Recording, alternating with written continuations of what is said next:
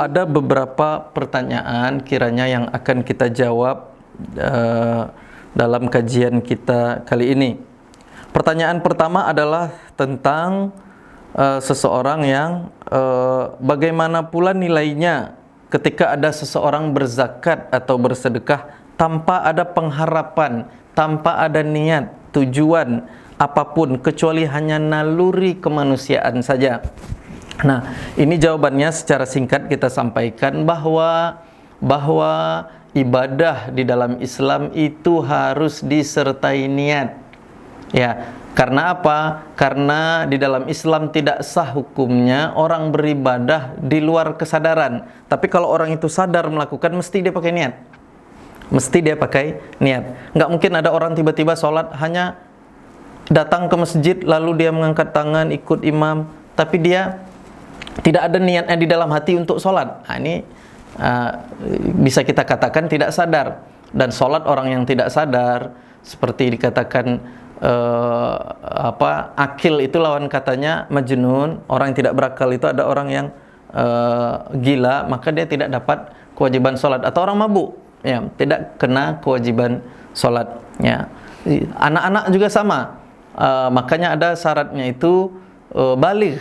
Ya, karena anak-anak belum mengerti apa yang dilakukannya. Maka dalam Islam ibadah itu selain sudah masuk Islam berkeyakinan baligh akil. Nah, ini bagian dari syarat ibadah yang sering kita pelajari di dalam fikih. Maka niat itu salah satu rukun dalam ibadah yang ada.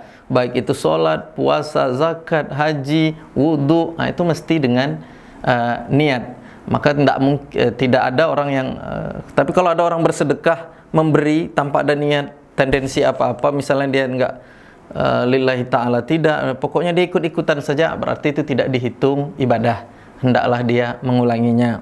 Jadi kalau dia pernah melakukan itu tapi dalam hatinya tidak, itu mungkin sesuai pertanyaan ini dia harus mengulanginya karena niat itu penting, syarat di dalam Nah, di sini ada pertanyaan, keikhlasan tertinggi itu adalah ketika kita berbuat tanpa tendensi apapun. Ini mungkin campuran dari pelajaran-pelajaran atau tingkat keikhlasan. Mungkin di dalam tasawuf ada pembahasan ini, tapi saya ingin menegaskan di dalam syariat, semua ibadah kita itu lillahi ta'ala. Tidak ada istilahnya tanpa tendensi apapun. Tetap kita mengharapkan ridho pahala dari Allah Subhanahu wa ta'ala. Kalau tidak percaya, bacalah Al-Quran. Di dalam Al-Quran itu ada ayat surga, ada ayat neraka. Kenapa ada ayat surga? Agar kita yang membacanya itu mendapatkan targhib, mau kita masuk surga. Qad aflahal mu'minun alladzina hum fi salatihim khashi'un. Di akhirnya alladzina yarithunal firdaus hum fiha khalidun. Mereka yang akan mendapatkan surga Firdaus. Orang yang membaca ini secara sadar tentu ingin masuk surga Firdaus. Apakah orang yang mau masuk surga Firdaus tidak ikhlas? Nah, enggak. Makanya ketika kita mempelajari agama ini, syariat ini, kalau ingin menggabungkannya dengan tingkatan ilmu tertinggi, tasawuf, keikhlasan tinggi, itu di luar. Tapi itu bagian dari kesempurnaan. Tapi kalau udah bercampur dengan filsafat atau makanya kalau ada lagi yang mengatakan tingkat ikhlas tertinggi itu dia udah tidak mengharap apa-apa, enggak ya. Karena dalam Islam ayat-ayat surga itu di Al-Qur'an ada, ayat-ayat takut dari neraka ada, maka manusiawi. Nah, bahkan Rasulullah mengatakan inna fil jannati baban yuqalu lahu Rayyan, berkaitan dengan ibadah puasa ini. Di surga itu nanti ada pintu namanya Rayyan yang hanya dimasuki oleh orang-orang yang berpuasa. Kira-kira apa makna dari penyampaian hadis ini oleh Rasulullah? Agar kita termotivasi masuk surga Rayyan, melaksanakan ibadah puasa sebaik mungkin. Jadi bukan aib. Ya, kalau kita beribadah itu ingin ridho Allah, justru itulah ibadah kita. Kita ingin pahala dari Allah, ihtisaban. Ikhlas kita itu ya karena Allah. Ingin mengharap pahala dari Allah, bukan dari selain Allah. Kalau selain dari Allah, itu baru riya, mau dilihat orang, sum'ah, pamer dan lain sebagainya. Tapi kita lillahi ta'ala mengharap pahala dari Allah Subhanahu wa ta'ala. Nah, ini agak aneh ya kalau kita mengatakan tidak mengharap apa-apa dari Allah. Ini yang kedua, ini ada pertanyaan, ketika kita terbangun azan subuh berkumandang, Apakah kita boleh bersantap sahur? Saya jelaskan, saya tegaskan tidak boleh. Ya, sudah azan berarti sudah, ya, kita baru bangun, orang sedang azan, tidak boleh. Ya, tapi kalau sebelum azan masih ada sekitar memang kita belum dengar azan, ya, azan ke rumah kita dekat masjid biasanya dengar azan jelas, dan memang belum. Lalu kita minum, saat kita minum Allahu Akbar, itu telat langsung. Nah, dah itu aja. Tapi kalau makan, muntahkan. Nah, keluarkan maksudnya, ya, jangan diteruskan. Allah, ini ada mazhab yang mengatakan nunggu habis azan. Ya, azan kita ini kan dia sudah azan waktu fajar. Bukan fajar kazib, tapi dia sudah fajar sodik, memang sudah terbit. Adapun imsak, nah itu yang disebut dengan fajar kazib, menjelang masuk waktu azan. Jadi kalau di kita ini di beberapa tempat azan subuhnya 2 kali karena waktu imsaknya dikumandangkan juga azan. Yang di daerah kita seringnya kita pakai sirine saja. Nah, ini. Kemudian pertanyaan selanjutnya, ada yang haid seorang perempuan lama 1 bulan selama Ramadan sampai dengan 6 bulan berikut hingga anemia berat dan harus transfusi darah. Setelah sembuh, ini ada penyakit berarti gangguan haid terjadi selama 1 tahun. Tahun berikutnya haruskah qadha atau boleh fidyah? Nah, jika sakit sudah sembuh, maka di dalam Islam itu qadha, ya, tidak langsung fidyah, qadha. Ya, jadi kalau walaupun sakitnya dulu lama menahun, karena masih ada waktu ke depan. Jadi setelah sembuh, yang kita hitung tuh masa depannya. Jika masa depan kita masih sehat, kuat, maka itu yang diprioritaskan adalah qadha. Nah, jadi ini yang masuk di dalam ayat itu, wa man kana maridon, siapa yang sebelumnya sakit di bulan Ramadan, nah, maka fa'iddatum min ayamin ukhar, qadha di hari ketika dia sudah sembuh. Beda dengan sakit menahun. Kalau yang dikatakan fidyah itu apa? La yurja bar'uhu, tidak diharapkan kesembuhannya. Maksudnya apa? Dokter sudah mengatakan ini tidak bisa sembuh atau sakitnya ini akan lama menahun, maka itu ke depan sudah terbaca ke depannya dia tidak bisa ngapa-ngapain, maka dia bolehkan untuk fidyah, tidak qadha. Ya. Kemudian fidyah bagi lansia, apakah boleh dibayar untuk 1 bulan pada awal Ramadan dan disumbangkan melalui badan amal? Fidyah pada dasarnya, ini pendapat fikih, hanya mazhab Hanafi yang membolehkan bayar di awal, sebulan penuh di awal. Ya, adapun 3 mazhab yang lain tidak boleh. Tunggu datang waktunya, tunggu sampai masanya. Jadi wajib puasa saya ini kapan? Hari ini. Berarti saya bayar fidyah hanya untuk hari ini. Boleh saya akhirkan besok. Puasa hari ini boleh besok, tapi saya awalkan sebelum saya puasa hari ini, itu tidak boleh. Ya, tidak dianjurkan. Walaupun ada yang membolehkan dalam mazhab Hanafi misalnya, dia udah pasti sakit kok. 30 hari ke depan yakin sakit karena udah divonis dokter, maka dia nggak akan sembuh, maka dia atau hari-hari berikutnya bayar fidyahnya bagaimana? Apakah boleh di awal? Hanya mazhab Hanafi yang mengatakan ya boleh. Adapun 3 mazhab yang lainnya nanti setelah. Kemudian bayar fidyah kita itu dengan nilai atau dengan makanan. Ulama menganjurkan dengan makanan, baik itu bahannya atau sudah dimasak, kita sudah sediakan, itu juga boleh. Adapun dengan nilainya mazhab Hanafi membolehkan. Nah, kalaupun mau dengan nilainya, ya ambil ambil waktu biar keluar dari khilaf, ambil waktu terakhir atau diakhirkan. Artinya setelah lewat hari-hari yang tidak kita bisa puasai, kita kumpulkan baru kita bayarkan, berikan kepada fakir miskin. Kalau 5 hari berarti 5 orang fakir miskin, 1 orang sekali makan. Nah, ini lebih aslam ya bagi. Kemudian apakah bisa disumbangkan melalui badan amal? Boleh ya, melalui badan amal, atau di sini bahasanya kitanya basnas atau lazis, ya boleh ya. Kemudian anak saya sudah SMP tapi belum balik, apakah dia wajib puasa? Tidak ya, wajib puasa itu tunggu balik, tapi bagi kita membiasakan atau melatih anak, apalagi sudah SMP, kita latih dia untuk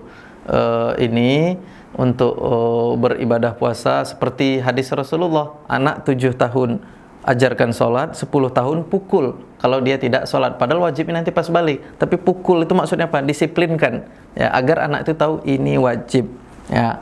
Maka apabila dia tidak berpuasa, apakah dia berdosa?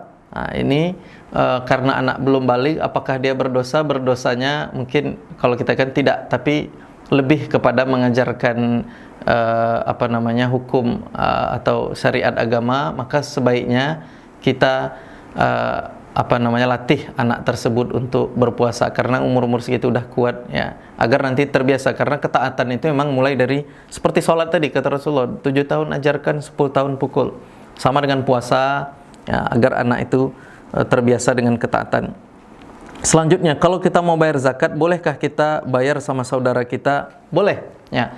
Zakat itu boleh dibayarkan kepada 8 asnaf: fakir, miskin, amil, gharim yang punya hutang, mu'allaf, kemudian wafir riqab, budak. Sehari ini jarang kita temui budak. Mereka yang fisabilillah, berjuang jalan Allah, dan ibnu sabil, musafir yang kehabisan bekal. Akan tetapi kalau kita bayar dengan saudara, bukan karena dia saudara kita, tetapi karena dia fakir, miskin. Dia harus ada dalam 8 asnaf. Kalau nggak ada, nggak boleh. Jadi saudara kita tahu keadaannya, dia fakir, dia miskin, membutuhkan, boleh. Nah, ini hitungannya di sini maksudnya saudara ini kerabat ya, keluarga, dzil qurba, itu boleh. Tetapi kalau untuk anak pada orang tua itu tidak boleh, orang tua pada anak itu tidak boleh, karena itu bagian dari nafkah ya, yang wajib nafkah, maka tidak tanggungan wajib, maka tidak boleh kita bayar zakat kepada mereka. Tapi kalau saudara, kerabat yang membutuhkan, apakah itu sah? Ya itu sah, boleh, ketika mereka masuk dalam asnaf fakir miskin. Dan itu kan tidak selamanya. Hari ini mungkin mereka fakir miskin, saat kita tahun depan mungkin mereka sudah kaya. Jadi saat itu dilihat apakah dia masuk dalam kategori asnaf yang boleh kita bayarkan zakat kepadanya. Kepada saudara boleh. Kemudian, bagaimana cara mengganti puasa seorang perempuan yang pada Ramadan berturut-turut hamil, setelah itu menyusui, apalagi sedang masa produktifnya? Jadi patokan kita, jika seorang wanita itu dia hamil atau menyusui, ketika dia tidak sanggup untuk dirinya, maka dia itu qadha ya. Tapi kalau takut pada anaknya, dia 2 kenanya. Dalam mazhab Syafi'i saja, mazhab lain tidak, yang lain qadha. Dalam mazhab Syafi'i, jika dia takut atas anaknya, maka dia kena 2, qadha dan bayar fidyah. Nah, ini dalam mazhab Syafi'i. Nah, ini jadi kalau hanya takut pada dirinya, bukan pada anaknya, maka dia takut dia tidak mampu, dia qadha saja. Tapi kalau pada anaknya, dia takut pada anaknya, ini dia takut anaknya nanti kalau dia ini menyusui tidak sempurna, maka dia qadha, tidak puasa, dia wajib 2, qadha dan fidyah. Jadi kena 2. Ini fikihnya. Tetapi jika berturut-turut hamil, nah sedangkan fidyah itu dibayar setelah terjadi. Hanya Hanafi yang boleh di awal tadi kan.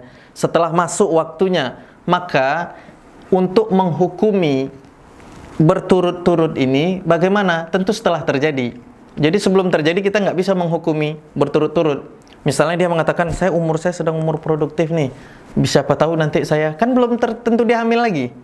Ya kan, masalah hamil kan masalah rezeki. Tetapi jika kejadian ini terjadi setelah dia 5 tahun berusaha, mengkodok pun tidak bisa. Jadi tahun ini dia hamil, kemudian setelah hamil dia menyusui, setelah hamil melahirkan, saat Ramadan ini dia hamil, Ramadan depan dia menyusui, kemudian setelah Ramadan itu dia hamil lagi tahun selanjutnya, terus dia menyusui lagi tahun selanjutnya. Menyusui kan 6 bulan, rentang 6 sampai 2 tahun ya. Nah, dia hamil lagi, itu setelah terjadi. Kalau setelah terjadi dan dia merasakan tidak bisa, dalam 2 tahun ini dia payah.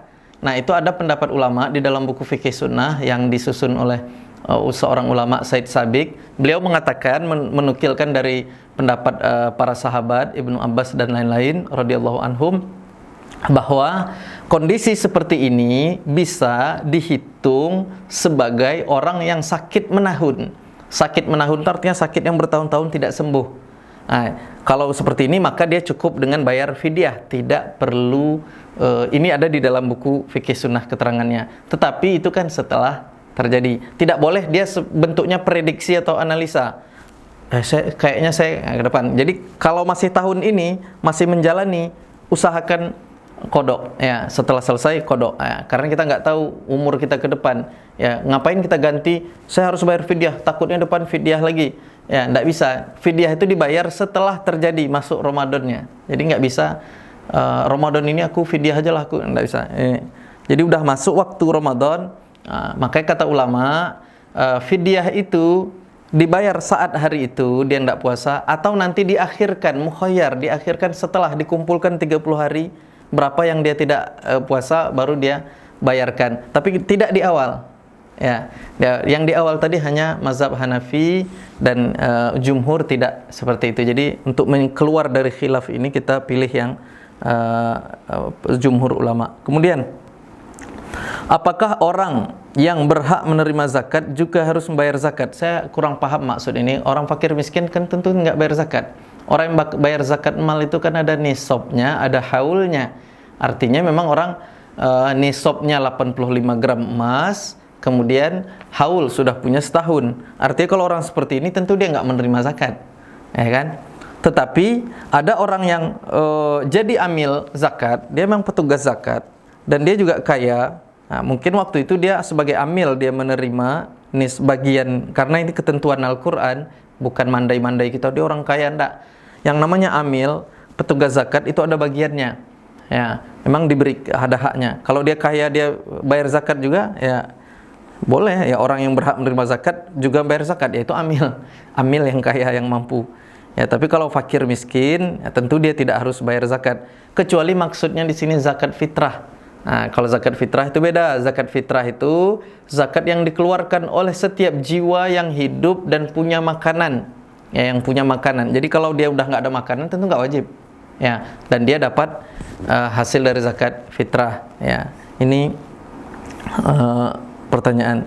Kemudian, seorang wanita setiap bulan datang haid teratur, apa hukumnya jika kita sudah merasa bersih dari kotoran haid, sudah bersuci lalu puasa, tapi ternyata di tengah hari keluar flek, bentuknya meragukan. Nah, jika ini meragukan dan biasanya haidnya teratur, maka ambil hukum kebiasaan, yaitu teratur. Maka flek yang keluar dari kebiasaan ini kita tidak menghitungnya sebagai haid, tapi cukup kita bersuci. Sebagaimana pertanyaan seorang sahabiat kepada Rasulullah. Rasulullah mengatakan, cuci lalu engkau sholat. Ya, karena di luar dari ini hukum yang teratur, ya. Jadi ada orang yang haidnya teratur, teraturnya itu baku, ya, bisa dihitung. Nah, maka ini kalau di luar waktu haid, kemudian ada flek yang meragukan, kita kembali ke hukum yang sudah yakin teratur sebelumnya. Ini yang meragukan ini kita bersuci dan kita teruskan puasa.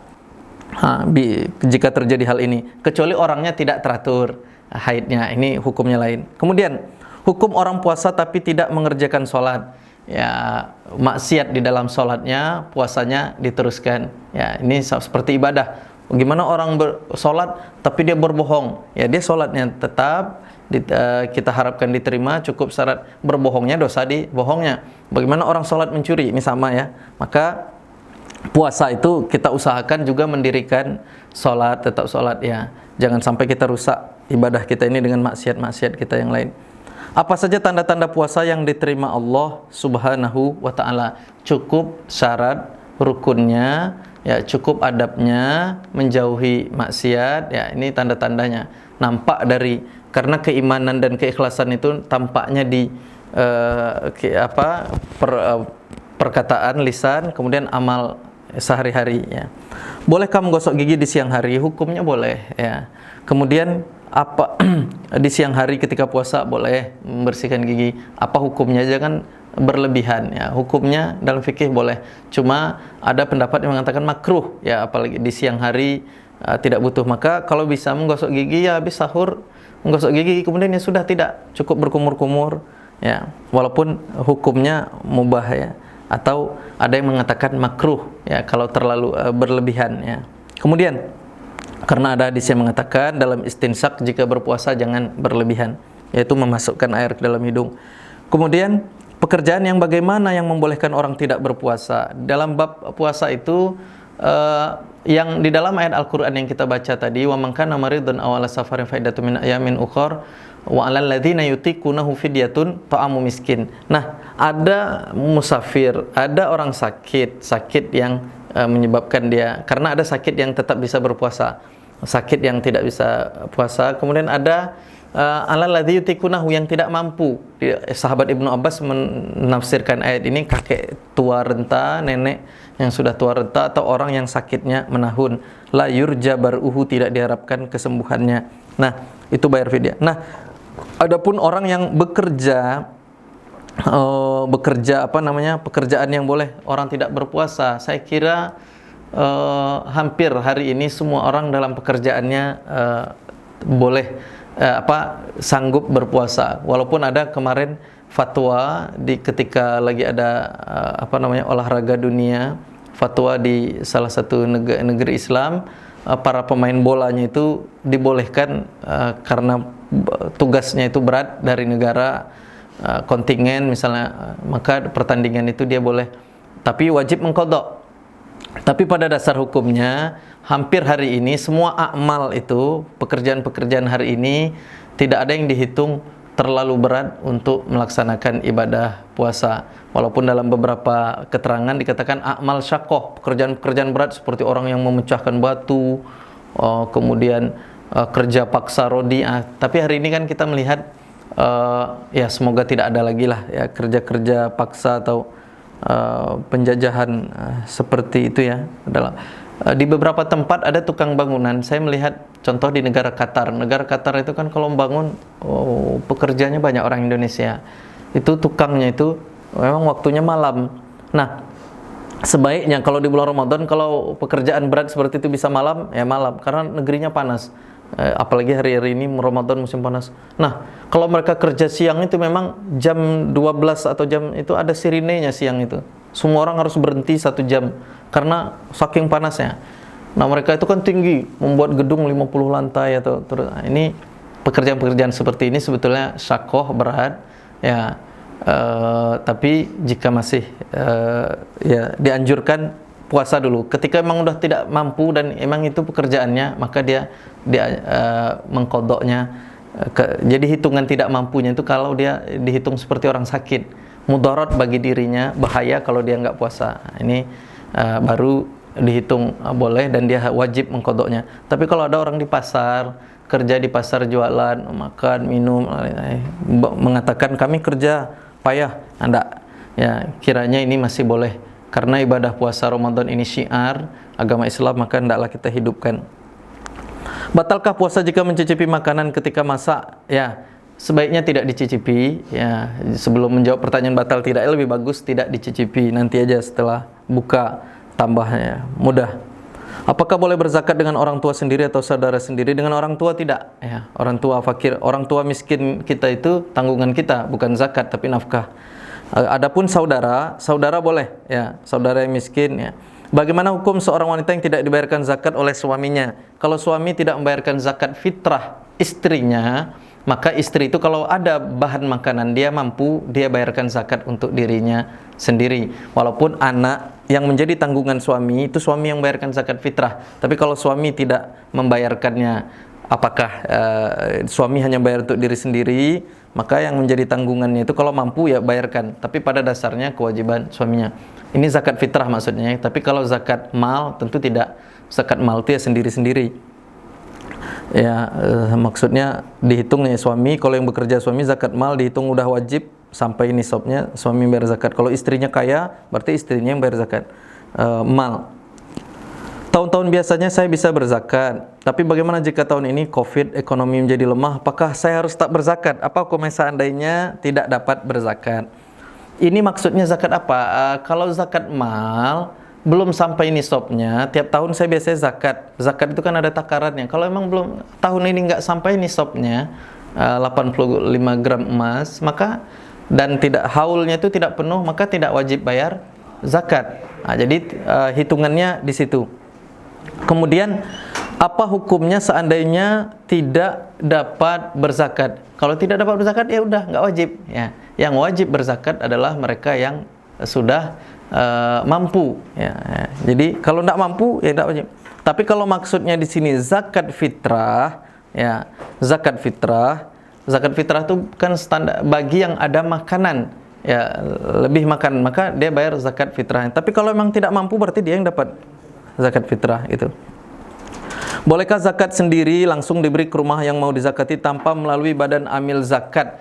Hukumnya boleh, ya, dengan syarat kita mengetahui orang ini bagian dari asnaf fakir, miskin dan lain. Memang kita tahu, ya. Tapi lebih aman ke amil zakat itu bagaimana? Karena amil zakat itu adalah orang yang sudah mendata, mengetahui, dan dia menyampaikan, mengambil, dia yang mendistribusikan. Mungkin lebih aman. Tapi kalau kita tahu di sekitar kita ada, ya, agar tidak dapat satu asnaf. Sebetulnya pemerataan juga dengan amil zakat ini. Tapi kalau sendiri-sendiri, takutnya fakir miskin yang kita kira kita antarkan, ternyata ada lagi orang terus menumpuk.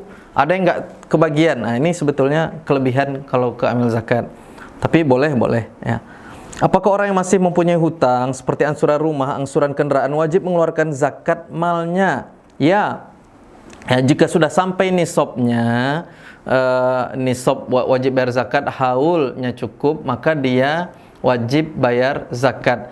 Apakah dipotong dulu hutangnya? Jadi sekarang hutang itu dulu, yang dimaksudkan dengan hutang itu adalah orang yang punya tanggungan untuk beban kehidupan atau ininya banyak. Tapi kalau dia sekarang ini seperti hutang itu sistematis orang buat, dia ngansur, tapi bukan untuk beban kehidupan yang dia beli mobil, beli rumah mewah dan lain sebagainya, dan itu menjadikan dia tidak mengeluarkan, maka